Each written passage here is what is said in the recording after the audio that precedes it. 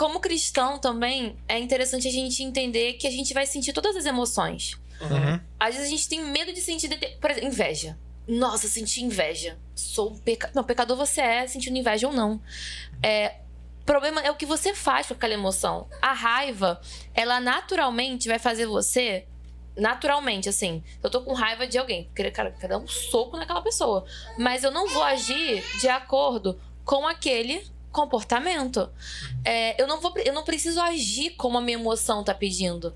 Eu vou sentir a emoção. Cara, se eu tô com raiva, eu tô com raiva. Quando a gente fala de sede de justiça, cara, isso é movido pela raiva. Existe salmo imprecatório, é salmo de raiva, pô. A raiva sendo devidamente expressa. Só que às vezes a gente quer falar que o crente não pode sentir, cara. É como se a raiva, o sentimento, a raiva fosse um pecado. É como se aquelas emoções feias, né? O crente pode sentir, então, alegria, ansiedade também não pode. Ansiedade, exatamente. Porque, cara, Jesus já falava sobre ansiedade. Jesus fala muito sobre ansiedade, inclusive, ali. Mateus 6, Paulo fala sobre ansiedade. Por que será? Porque a ansiedade faz parte da nossa vida. E que bom que a gente tem ansiedade. Porque imagina... A gente tá no Lins, né? Se tá acontecendo um tiroteio aqui, eu não vou ficar... Vem, bala. Não. Eu tenho que meter o pé. E quem faz isso... Tem que ter medo e fugir. Medo e fugir. Assistam Divertidamente, que vai ser lançado. Porque você vai aprender mais sobre as emoções. O 2 vai ser lançado, né? O 1 já existe. Então, Deus... A gente tem que começar a entender que Deus criou as emoções. Sim. Exatamente. Deus criou. Agora, eu não preciso me comportar de acordo com o que aquela emoção está pedindo. Cara, claro, eu preciso ter discernimento pra isso também. Se eu tô triste, quer dizer então que eu não posso me enfiar embaixo da coberta e chorar? Pode! Mas eu não vou ficar assim a vida toda. Exatamente. Porque aquela emoção vai me impedir de viver outras coisas.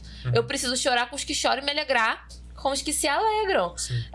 Eu posso sentir inveja? Posso, mas não significa que eu vou roubar aquilo que é do outro. Não, eu posso simplesmente chegar e falar assim, cara, Júlia, ok, você sentiu inveja, mas eu vou pra diante de Deus e falar, Senhor, tô sentindo isso, mas não é meu desejo sentir isso, porque eu vou sondar no meu coração, eu vou entender. É igual ciúmes.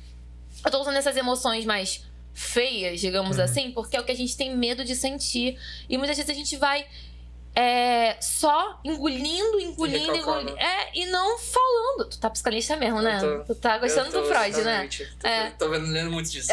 Por isso eu tô usando. A gente vai introjetando essas emoções e não dando espaço, simplesmente pra gente poder viver. E a gente esquece. A gente leva, às vezes, até um evangelho muito pesado.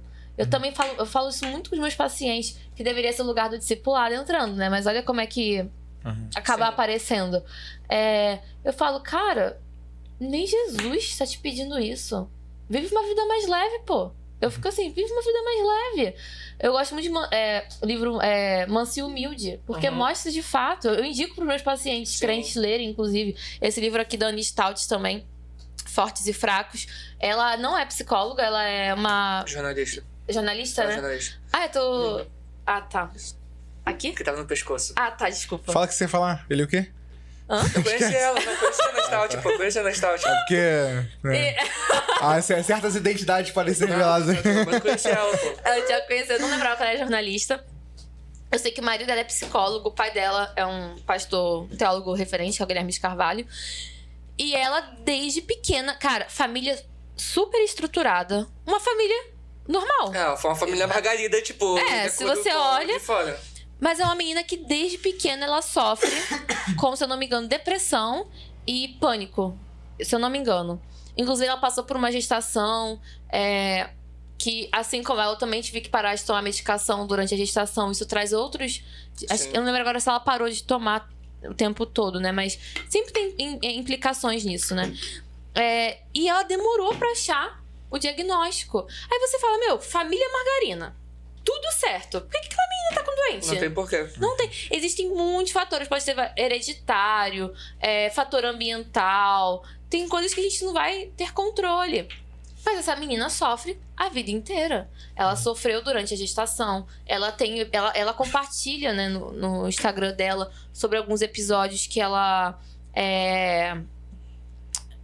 vive ainda Então, e ela escreveu Fortes e Fracos. Tem um podcast dela com Douglas Gonçalves também, muito interessante, onde ela vai trazendo esse relato, a experiência de alguém que vive com um transtorno mental. E ela demorou muito para achar a medicação, para ter uma vida mais estável. Encontrou um marido que entende a situação dela também, isso é legal de falar. E ela vive com um transtorno mental.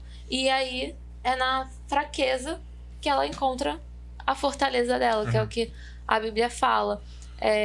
Crente comum, vivendo a vida ordinária, tendo uma família estruturada, sofrendo. Sim. Sobre as emoções, é interessante que eu consigo imaginar da onde vem algumas dessas repressões, né? Sim. Pensa no Sermão do Monte da vida. Ansioso, já não pode ter ansiedade, tem isso. não irá, pra não ficar com raiva. Você não pode odiar seu irmão. Exatamente, exatamente. Só que assim, a gente tem que tomar cuidado com esses textos, obviamente, porque a escritura como um todo não deslegitima as emoções. Pelo contrário, né? Você tem salmos em que, mano... Você tem salmos imprecatórios, por exemplo. Você tem a expressão dos salmistas ali diante de Deus, assim, às vezes de confrontar. Não, às vezes de medo. Exatamente. Às vezes de confronto, porque isso tá acontecendo, Deus não sei o quê. Então, assim, há liberdade pra uso das emoções e tem toda essa questão ainda fisiológica, né? De que as emoções, elas têm um papel biológico na própria sobrevivência. Isso é bom, né? Até mesmo pensando aqui rapidão, tipo, até, por exemplo, a inveja, que a gente muitas vezes considera pecado, uma das formas, não sei se é meio pensando na minha cabeça agora pensar, mas tipo, uma das formas que Deus usava para evangelizar no Antigo Testamento é ele abençoar o povo de Israel para que os outros povos vissem Israel e desejassem, tipo, ter o mesmo Deus e entrassem, tipo... Deus tá causando inveja. Oi? Cara, tipo, não, mas é um Deus tão bom que causaria essa inveja e aproximaria... Eu lembro, acho que em Romanos 10... que fala que Deus está causando ciúmes em Israel, alcançando os gentios, pra alcançar o seu povo. Exatamente. Tá tudo bem. Foi mal. Tá tudo bem. Só que, o que eu ia falar é que a gente tem que tomar também cuidado, às vezes, na leitura do texto, de não confundir o que a gente define como uma emoção hoje e o que o texto bíblico está definindo. Sim. Exatamente. Por exemplo... Quando a gente fala de ansiedade no nosso contexto terapêutico, que a psicologia tá muito forte e tal, a gente tá falando de uma coisa. Quando Jesus fala de ansiedade, quando Paulo fala de ansiedade, não é exatamente o mesmo conceito, sabe? Eles não estão pensando na crise de ansiedade que a pessoa tem, coração batendo forte, tremendo. Não tá pensando nesse tipo de coisa que é muito comum no nosso dia hoje. Não sei se era antes, mas enfim. Só sei que hoje o termo, ele tomou gamas de... camadas de significado diferentes do que tinha no Antigo Oriente Próximo, no primeiro século do judaísmo do segundo tempo. Enfim, então assim, a gente tem que tomar cuidado com isso. Então, não andeis ansiosos. Aí tem uma pessoa com crise de ansiedade, não, você não pode ficar ansioso. Não é assim que se resolve. E até porque é uma interpretação da própria tradução básica que, tipo, porque Jesus não fala, tipo, não fica ansioso no momento. Fala, tipo, não andeis ansiosos. Exato. Tipo, só isso já remete a um tipo de constância e um tipo de vivência que é o que a gente tá sendo conta que, tipo, você não viveu só o sofrimento, você não viveu só a ansiedade, você não viveu só aquilo. E é o que tu tá falando, tipo, não viva só isso. Exato. Exatamente. Perfeito. Isso aí. Se você quiser e puder doar algum valor para nos ajudar, mande um Pix pelo QR Code da tela. Valeu!